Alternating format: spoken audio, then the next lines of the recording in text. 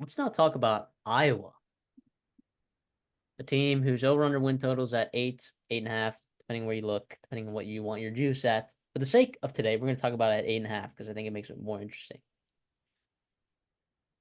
Iowa, man, look, their offense, it's no secret, it absolutely stunk. All right, they were dead last in the country in total yards per game.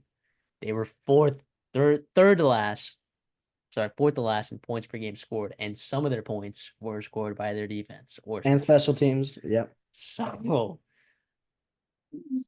yeah, this team stunk.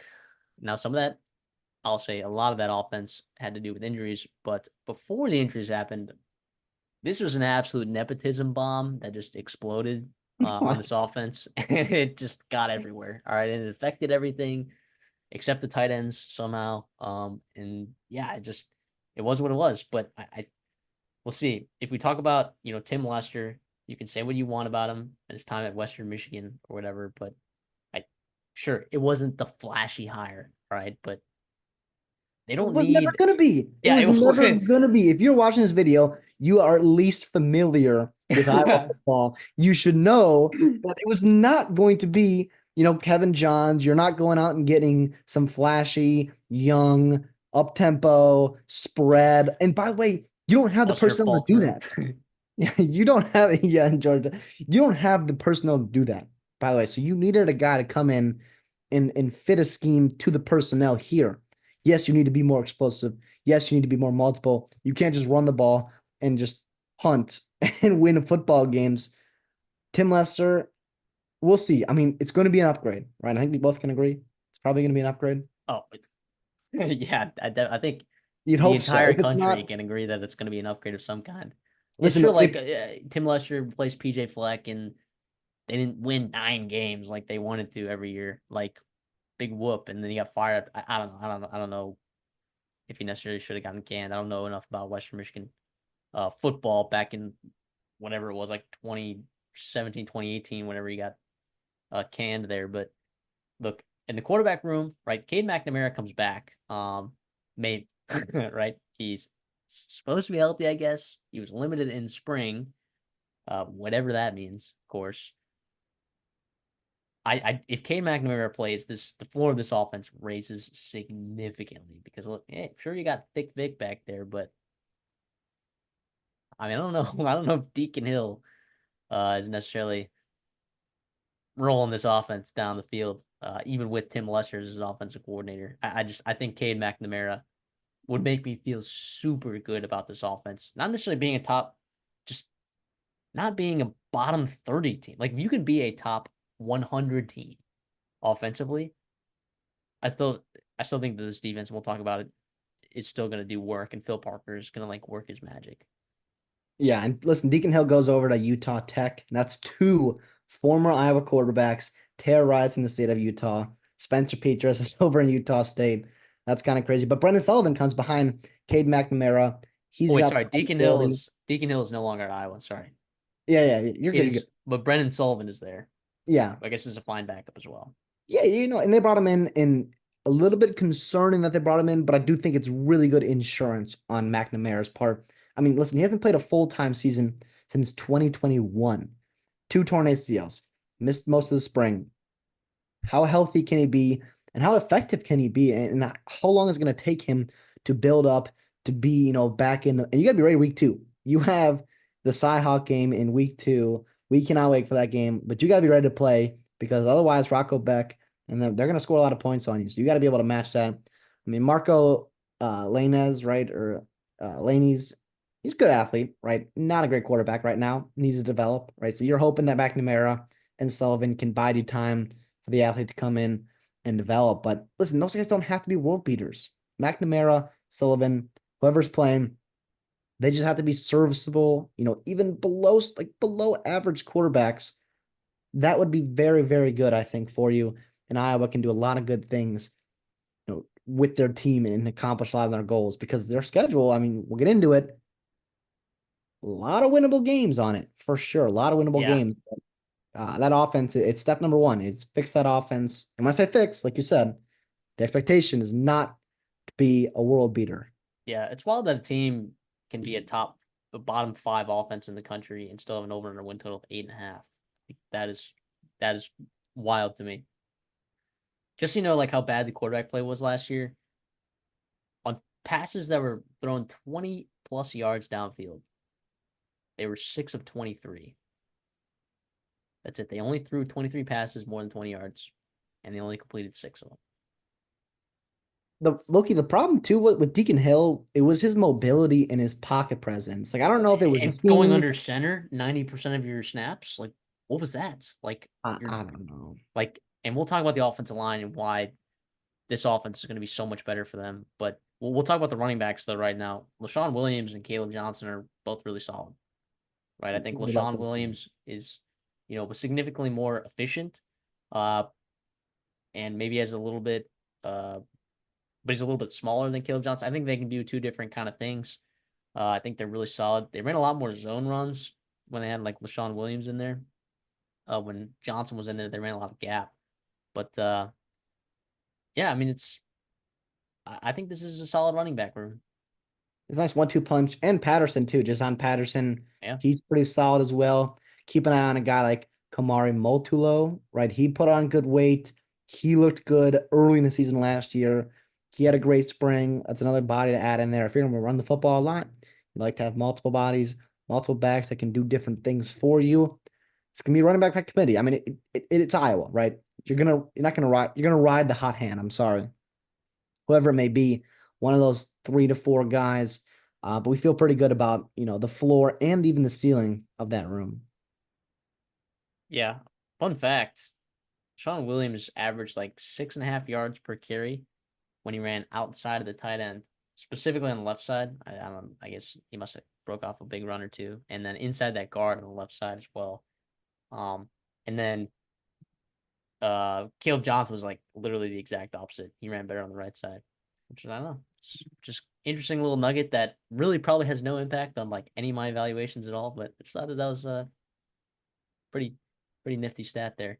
Anyways, if you want to look at the pass catchers in the receiver room, I mean, not great, but like they didn't use them anyways last year. So I mean, Keegan Johnson heads over to Kansas State. I think Keegan Johnson is a significant loss. I think he was going to be in a position where he could step up and play a bigger role. I was thinking Jacob Bostic, dude, and he's over at Texas A&M right now. I'm fortunate enough to be able to like watch him in person. Like Jacob Bostic would have been a pretty good receiver for Iowa. I think he would have found his way onto the field. Of course, you still got Brown there. It's not a great receiver. All right, and I didn't think we anticipated it being a great receiver room, but I don't know. It does kind of concern me if you're trying to make this improvement in your pass game and just not having a lot of options to go to to begin with, and losing some of those in the transfer portal, I think is a little bit of a problem. Well, it'd be on to Tim Lester to be creative, right? Be multiple in terms of running 12 personnel, getting your running backs involved in the game, right? You can work around, very below average wide receiver play. Caleb Brown, he's suspended for 1 game. He was arrested, but he's just going to miss Illinois State. You're not going to miss him too much in that. It would be nice to see, him get his feet wet in the offense. Yeah, come on. Kirk Ferentz, you slick, but you're not that slick. But Yeah. regardless, though, he kind of came on strong as the season went on. Get the ball in his hand. He's a playmaker that they actually have, which is pretty exciting. Seth Anderson is just, he is what he is. Solid Big Ten, wide receiver. Okay for Iowa. Jacob Gill is coming in from Northwestern. At least he's got some experience playing in the Big Ten. I mean, they're looking at a couple young kids, Jarrett Bowie, Dayton Howard. Those are two, bigger bodied dudes, second-year players in this program. If they're looking to push the ball vertically, which they could not do last year, you mentioned that just horrific, completion percentage, pushing the ball down the field. Bowie and Howard are two guys that you'd hope to be able to step up and help that completion percentage be more dynamic, take some guys out of the box, and at least be a threat to stretch the field vertically. But the highlight of this offense, it's that tight end room. I mean, Luke Lackey is so good. He is a monster. I mean, it was such a shame when he got hurt last year. He is their best offensive player. Him and Eric All. Yeah. Him too. He's off to the NFL. Addison Ostrenga filled in for both of them pretty nicely last year. And I think he comes back at tight end too. and that's pretty darn good. And Zach Wortworth, right? I remember him back in recruiting, pretty good player as well. Uh, but yeah, Lackley just got to stay healthy, and I think the passing game will just improve just because of him being healthy and being on the field. Yeah, it'll be interesting to see what Tim Lester does with him. I I imagine it won't be necessarily the volume won't be necessarily a need for Iowa, hopefully, in this new offense. But uh, let's just hope that he can elevate some of those other pass catchers. Maybe draw some attention to himself. Just do something to help that wide receiver room out, and just give McNamara, of course, if he's healthy, another option. I I want to look at this offensive line. I think it's going to improve, and I think it's going to improve a lot, and I think it's going to have to do a lot with the offense. And the reason being, how many times on like 3rd and 10 did they go under center? I mean, it was ridiculous. You know how much harder it is to get into a pass drop when you're under center? It's ridiculous. Like you're taking 7-step drops. Like wild. It is wildly difficult to be an offensive lineman in a system like that, and with short splits. It was terrible. Okay, it was terrible. I think now you're going to have an offense where I think these offensive linemen are going to improve in the system. You bring pretty much everyone back. The only guy you don't bring back is Rusty Feth over there at guard. And thankfully, you're going to move Nick DeJean to guard instead of tackle because, holy Lord, he was terrible at tackle. I mean, I've never seen it before that he had a pass blocking grade of actually 0 in a game. But Nick DeJean, it was his only game that he started, I think, at left tackle. Was And that Penn State? Was it Penn State? no, you're not gonna believe this. It was Northwestern. Oh, hey, hey, hey. Northwestern has some dogs. And they're Only all in the coming fourth back. quarter. Only in the fourth They're quarter, all right? week 9. Week 9 they play Iowa. Yeah. No, Well, no, I'm with you. it's just I'm like with you. Nick DeJong's a kid who like good kid, right? In 60% of his pressures, right, that he let up came at tackle, when only 37% of his snaps were at that position. Yeah. He's better at guard. All It's right. Damian George. It's Damian George in the SEC there. I mean, listen, I think this room is going to get better, right? In terms of Iowa fan, like, yeah, it's going to get better. I think it has to. Continuity, experience, size, athleticism, those are all good things, good attributes, good And not a characteristics to have. terrible offense.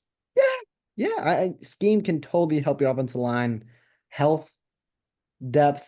I mean, I think there's 8 guys that they feel pretty good about that will improve and can contribute if they need to. Um, it's been like they've struggled, right? And that's not something that Iowa fans have liked to see, and that's totally fair, right? Brian Ferentz, say what you want about him as an offense coordinator, right? And maybe not putting his offensive line in the best spot, but he's a really good offensive line coach, developer, recruiter. Like he did a Sure. really good job for a Sure. long time there. Took a OC and it kind of went downhill, but you feel pretty good about this group taking a step forward with all the reasons that we mentioned. And I mean, continuity, man. Continuity, continuity, continuity. That's so important at your offensive line. And also, by the way, having an older guy like McNamara, Sullivan, at least got some experience in Big Ten. They can help you set pass protects, identify blitzers, get you in good run sets as well. That you're making plays and that you're not in a bad position with the numbers in the box, with the defense is running, whatever it may be. So I agree with everything that you just said. And the last thing I want to point out about the offense is that Molden, one of the running backs there, uh, just in like a press conference or whatever, this is the exact quote that he said. Um, basically was asked about, like how is this offense looking? Like, are you guys enjoying it? And he's like, yes, we've definitely given everyone a level playing field, and them or the defense, right? Iowa's defense doesn't know exactly what we're doing right now. And he said you have fun with yourself. So it seems like that it was just on a canvas for everyone to see exactly what I was doing down in and down out. And looks like the offense, at least according to him, I'm not there for spring practices. Sounds like they might be doing a little bit better just by having a different scheme, right? So let's move over to the defensive side of the ball. Bill Connolly, great guy, so I hear. Does some really good stats over there. One of them that I really like is his SP plus returning production stat. 58% of the returning production is on that side of the ball. Or sorry, it's only 58% returning production on that side of the ball, which is 65th in the country, which is like not great, but like at the same time, I think that stat is as low as it is because they lost such top end guys like Cooper and Joe Evans and Logan Lee that had so much production. Like they're like, oh my gosh, they lost, but like they still have so many players on this defense that I think are good. Am I wrong? Or are you on a different bus than I am? No, I mean it It is. is loaded. It is loaded. They didn't take a single transfer, Transfer, not a single one. not They a didn't need to. single transfer. They That did tells not me, need to. holy cow, Phil Parker, you know, absolutely gonna just have a field day with his defense. I mean, starting up front, right? It's 7 guys that you feel really, really good about. Yeah, Black, Aaron Graves. Holy cow, what a duo there. And just Jeremiah Pittman, too, right? On the interior defensive line. Graves is a guy that I think is going to break out this year. I mean, I could see him, being one of the best interior guys of that defense. He wrestled, which we love. We love that in high school of our offensive linemen, Multi sports. defensive linemen, and he played basketball too at the same time. Incredible. What an athlete as well. Yaya Black. Remember, you Dog. lost a guy like Noah Shannon, right? Last year Suspension. as a suspension and that just absolutely crazy. Iowa women's basketball. Go Kaylin Clark. Just wild. But he filled in so well. He was a guy that like was ready a year early and came in and played so well. Deontay Craig on the edge. I mean, yeah, Joe Evans is a stud, and he was so good for so long. But Max Llewellyn, Ethan Herkin, local kid, Brian All. I mean, just depth, versatility, experience. Holy cow on this defensive line. Yeah. I mean, Max Llewellyn had a 10% pressure rate in his limited snaps. That's like right in the Joe Evans range. Like if you extrapolate that, I know it's hard because of a limited sample size, but if you extrapolate that, like, oh, this defensive line is absolutely disgusting. And then it's like, all right, well, let's go to linebackers. Who do they lose in the linebacking core? Because this is such a good defense. They had to have lost someone in the linebacking core, right? Oh wait, no, they get back Jay Higgins and Nick Jackson. Like what? Like what? Jay So Higgins is Jay Higgins is so good. Remember, they lost a guy like Justin Jones, who's going to be back in the Big Ten, by the way, over at Oregon. They lost him, and I was like, well, I mean, yeah, Higgins is really good. Jackson comes over from Virginia. Holy And cow. Jack Campbell. That was Jack Campbell too. Yeah, I'm sorry. Yeah, I can't believe I forgot about that. And they're somehow just so good. And by the way, depth in that room. Kyler Fisher, Yeah. damn good player. He can come in base defense and play, your third linebacker. Carson Sherrar, a younger kid. I guess younger for Iowa. He's a fourth-year kid, right? He had a great spring. Jaden Harrell also had a great spring. That is 4 to 5 linebackers that you feel really, really good about. I mean, it's crazy to say this is the best and deepest room on his defense. Is that correct? In the whole roster, probably, but it is pretty Uh impressive. yeah, I mean, yeah, In my probably. opinion. Like this group is Top end so talent good. to bottom end. Yeah, you top to bottom, I think you're probably right. Yeah, it's pretty loaded. I mean, Yeah, I guess like safety position is probably your best, right? But yeah. you have Well, Jay Higgins, Nick Jackson that are just so good. yeah. Yeah, I'm a big fan. But and then let's just move over to the secondary real quickly because you got, I mean, you lose Cooper DeJean. And I'm gonna say it. Big whoop. Hey, oh, hold on. No, okay, no, that's No, I know I'm with you. Cooper DeJean was unreal, right? But the year before, like they had Riley Moss. And it's like, okay, but Sebastian Castro, Quinn Schultz, Jamari Harris, Xavier Nwakpa, John Nestor. I mean, John Nestor. yeah, just It good is, football players. yeah, And I it mean, is. and to boot, like we talked about Kyler Fisher playing linebacker, but he can play in the slot as well. Like he just this defense is still so good, man. It's so good. Listen, you're Phil Parker, who, by the way, is just unbelievable, right? He's your defense coordinator, also your secondaries coach. He's gonna have a field day with the versatility that he can have in that room. Sebastian Castro plays like the cash position, right? I think he calls it. That's your slot. I mean, he could be an All-American. He is really, really good playmaker type guy for you. Nwampa, right? We talked about him a lot this offseason. He could have an All-American type season as well. Quinn Schultz is never not going to be in the right spot. Uber solid, super experienced there on the back end. And you got Jamari Harris and Nestor on the outside, and that's probably where your question marks are. But Harris has played a ton. Nestor's a guy that they really like, right? Coming from Yeah. North Illinois, which we know is a Which really I good trust. program. I trust. If they're like, oh yeah, we like a guy, I'm a buy in and I'm gonna read into that. Absolutely. Behind that, Deshaun Lee, TJ Hall, maybe you're getting in a little bit more youth and inexperience in that depth, but you can also switch out. You can put Castro out and the outside. I feel very confident about that. Or you can play on the outside in a pinch if you have to. And what you can do with your secondary or your safety guys and just make up for maybe some inconsistencies with your corners. Yeah. And also you're going to be dealing with, you know, just studs, Deontay Craig and Yaya Black breathing down your neck. And then also trying to throw over guys like Higgins and Jackson. You could have four All-Americans on this defense. I don't think that's crazy at all. That is how good they are, which is crazy to see. Probably not going to happen. No, but the talent is there. The depth is there. The coaching is there. It is your classic Iowa team. For anyone that's preying on Iowa's downfall and you're watching this video, Sorry. first of all, like the video, right? Like the video. What are you doing? You haven't liked the video yet. Subscribe if you're new. Share the video. But this is not Iowa's defense is going to be really, really good. It was not a one-man show last year. Just Cooper DeJean and Joe Evans, right? It was really, really deep, really, really, really talented all throughout. And it's going to be like that again this year. But guys, Corey Taylor was the best player on this team last year. He's going off to the NFL. What are they going to do with the punter spot? Out with one Australian, in with another one. Dang it. They bring in true freshman Ristakin, who played Australian rules, Aussie rules football or whatever. Giant leg. He was like the number 2 punter coming out in the country. Like, he's going to be fine. Now, I don't think it's going to be Tory Taylor freshman year, right? Because there's a lot of nuances to punting that I think people kind of disregard that may be different than the Aussie rules.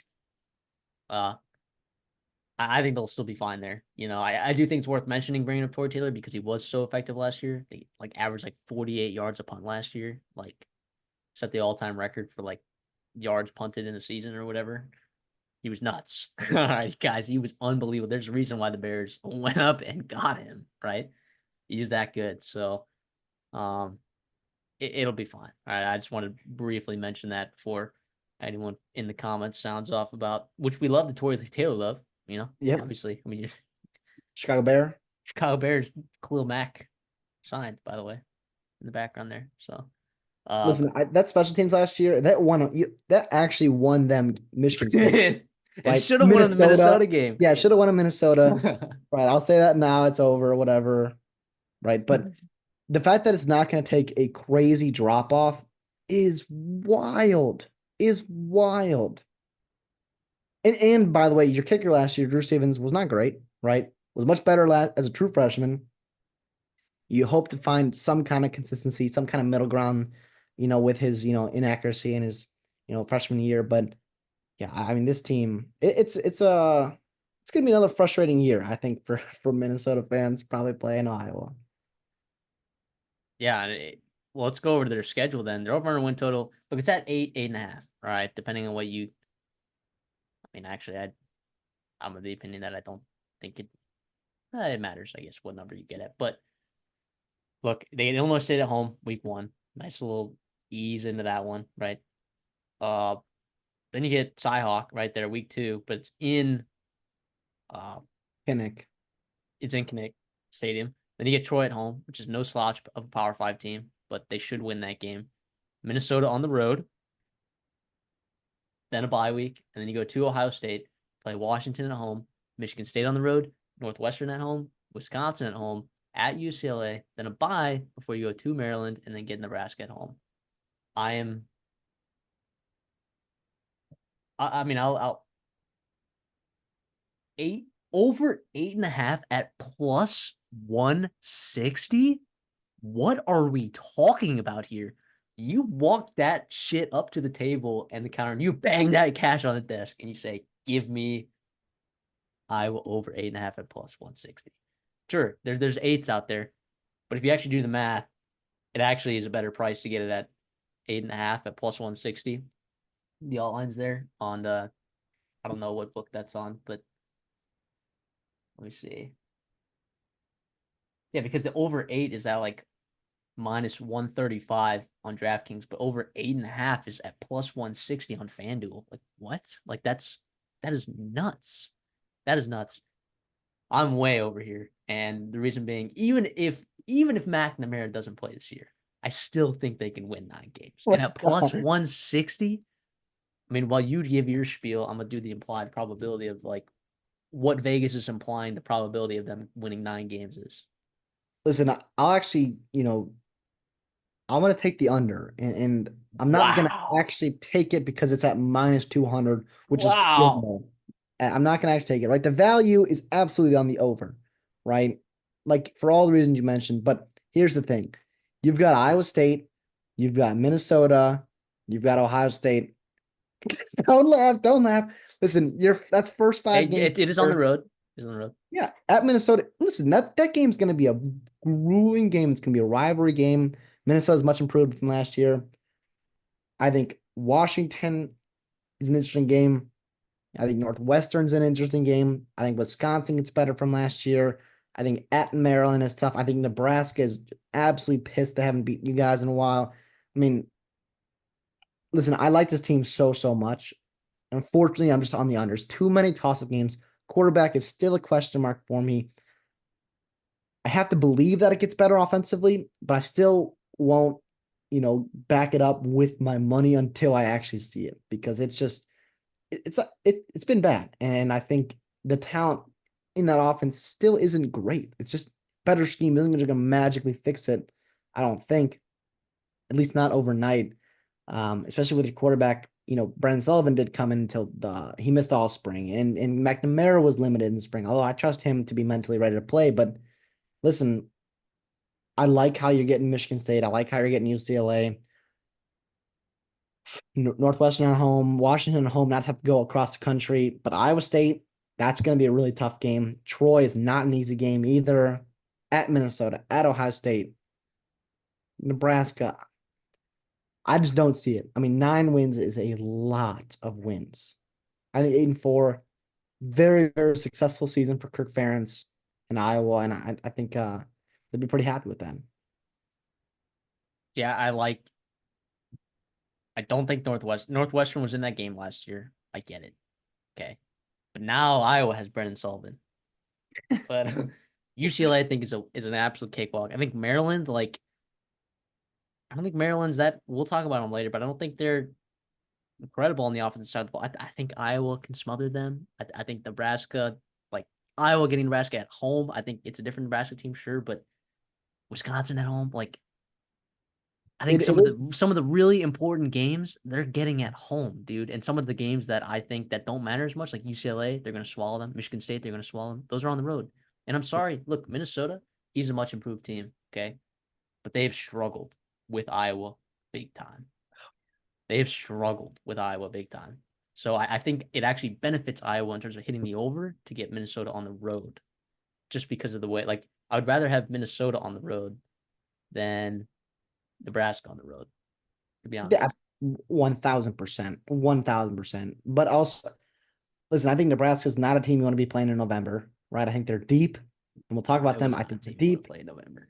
No, they're not. They're just, listen, I don't know. I listen. The Big Ten is gonna be wild this year. I think teams 5 through 14 are just, not that much difference between them, and I think they could go numerous ways. Just the toss of games, it hurts. Now, listen, I'm not gonna bet this because first of all, rule number one, you just don't bet against Iowa, right? And secondly, I'm not gonna take minus 200 for a Oh, line I that's don't really ridiculous. love Now either. you could take under 8.5 at like plus 110. Or sorry, under 8 at like wait, no. Under 8 would be what? I guess it'd be like plus 110, something like that. If you're looking at your best chance I don't odds. see. Listen, you mentioned the defense and like the floor of this team is really really high, and that gives like Michigan, right? And we'll talk about them. They're just so good defensively that like they're going to smother teams, and that's why like the under is not a value play because at 8, I mean 7, they're gonna win more than 7 games. I think 9 games is so hard to win. And they did it with a bottom offense in the entire country. And I Yeah, know but that the schedule it was last a year was a little bit more beneficial than it is this year, but I still think they can do it, man. So I am gonna be betting that on our betting show. I will be betting Iowa over 8.5 at plus 160. can't wait.